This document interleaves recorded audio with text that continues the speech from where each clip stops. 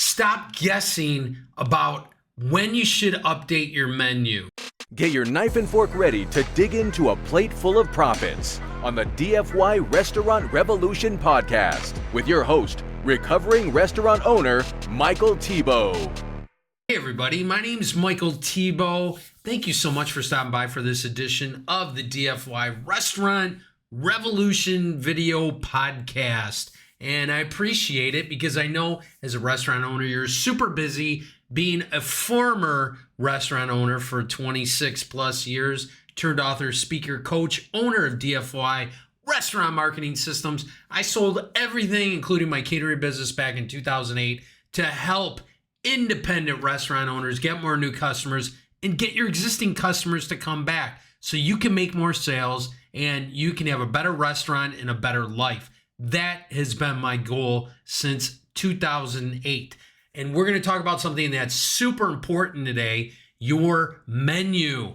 And this should be your number one marketing piece. And as a restaurant owner, so many restaurant owners I talk to and deal with look at their menu as a cost, right? Oh, shit, I got to update my menu because I haven't done that in 4 years, right? Or because it's such a pain in the ass and it's a cost. They don't look at it as a profit vehicle, okay? Your menu conveys to your guests when they come in what the heck you're selling, right? That's like your number one marketing piece. Sure, your staff, your servers, I hope to God, are selling at the table and orchestrating the whole dining experience because each one of your servers has to be their own maestro of their tables. That's the analogy I use for my restaurants, and they better damn well be doing that. But when they leave, and people always, well, give me a couple of minutes because I want to, look at the menu,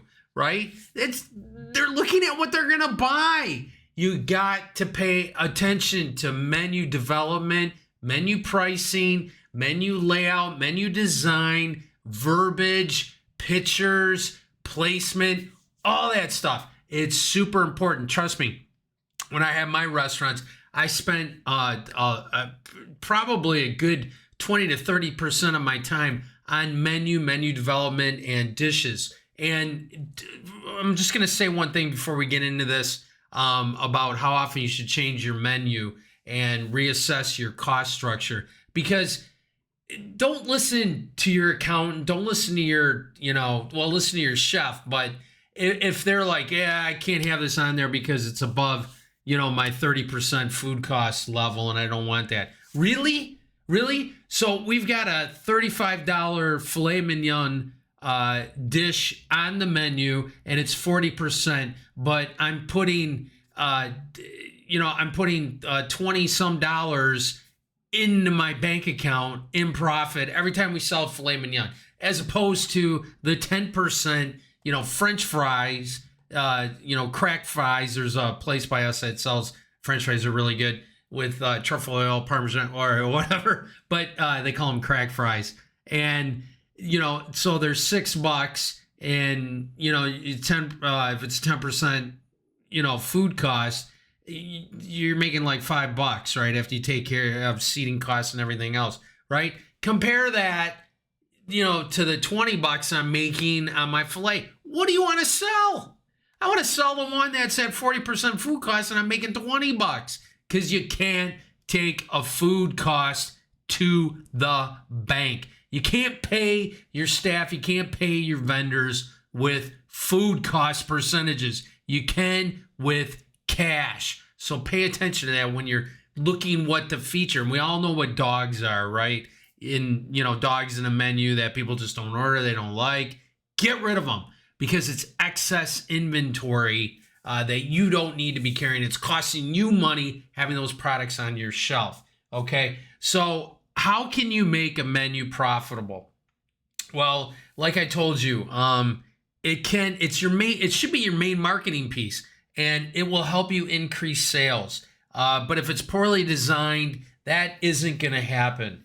And your menu has to be exciting. It's got to be different.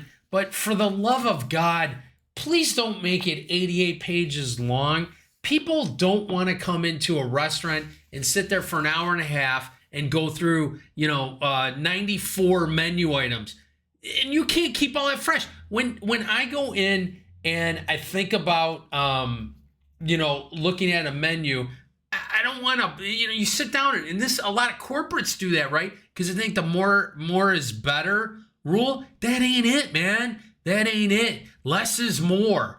Do less, but do it really, really, really well. So when they walk out that door, they can't help but tell everybody else. So if you got an 88-page menu, man, you ain't Applebee's, you ain't TGIF, you better take a look at it and start cutting those things back. And it's overwhelming pages and pages and pages to go through, especially now, right? We're in a mobile phone world. If it don't fit on this screen, people ain't reading it, right? They're not going through 88 pages. They'll go through 2, 3, 4 max. That's it, okay? So I like a front and a back menu. Food on one side, cocktails and desserts on the other side. But you need to figure out, what that happy medium is, and you need to not be boring. All right. But remember, your menu is part of your marketing plan because it's an investment and it sets the tone for your operation. You can go into, I was looking for, I got a pizza menu around here somewhere, but a pizza menu isn't going to look the same as a fine dining steakhouse menu. A Mexican restaurant isn't going to look the same as a Greek, a French, an Italian restaurant, right? Well, maybe Italian, but you know what I mean. Just pizzeria is a little different than a sit-down fine dining Italian restaurant. It sets the tone when people sit down. Restaurant owners forget that, right? It matters how it looks. It matters how it feels. My gosh, man, if I sit down at another restaurant, somebody gives me a plastic laminated menu, which I can't stand that feeling in my hands. I'd rather just print them off. Print them off every day on 11 by 14 in a color printer in your office, right? So they're fresh, they're crisp, they're clean. Throw them out if they're dirty, if they're frayed. My goodness, the menu looks like shit. What does the kitchen look like, right? I mean, think about it. So the menu sets the tone for your complete operation, depending on what it is. Think about it. It's like that connective tissue that holds, the restaurant experience for your customers together with your staff and your food operation, right? Because that's the main thing that they're going towards to order. All right. And so spend some time, invest some, money, invest, your resources and get feedback from everybody. I always did before I launched. I used to have a board of men. I used to call them my board of menu directors. And it was my top 25 customers. And I knew that because I had a loyalty program. And I would invite them in before I did a new menu release, okay, and got their feedback on the menu items. I had them fill some out. It was free, but that information was super valuable. You can do that with 10 people. I had a banquet room with 50. I didn't buy the booze, so I actually ended up making money because they didn't have to pay for any of the food, right? And they got to try a bunch of stuff and give me their feedback. You can't have a better customer than somebody that you respect their opinion. The owner listens to them, because I was there every time I did this, talked to them, got their feedback. That's $1 million marketing promotion right there. Those people will go out and be your best promoters. Trust me. That's a whole other podcast, which I'll write down. But if you got a good menu, it can be such a great secret weapon, right? You can increase the check average, increase the frequency, party size. You can get new people. So don't look at it as a cost. It is an asset. All right. So you should go through that. And you need some type of menu diversity. And nobody goes to a restaurant to be bored, right? And when you're looking at a menu, you don't want to be freaking bored. So, don't call Caesar salad, homemade croutons, freshly grated parm, blah, blah, blah. Yeah, come up with something. AI, go to ChatGPT, plug it in, and get some great descriptions. And here's a little tip for AI.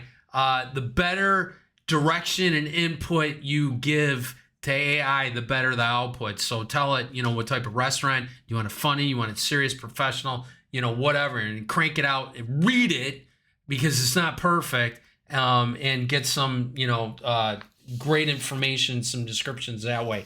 But think about it. You're going to wow your guests. You want to wow your guests. So, pay attention to that. Also check out your competition. I always went and got menus, from 10 of my closest competitors, see what they're doing, what they're charging before you do any of that. So we're getting a little long in this podcast. Let's get to the point. How many times should you be updating your menu per year? All right, bottom line is minimum, absolute minimum. And I know I get this pushback from all my restaurant clients. It's a ton of work. We got to go through it. Yeah, guess what? You got to do it and get your vendors involved, all right? They're the ones that should be paying for your menu in the first place, and have them help you cost it out. And they have. Meisel Cisco has menu designers. The more you sell, the more they sell. The more you make, the more they make. Okay? So reach out to your vendors, get them involved. Minimum once a year, better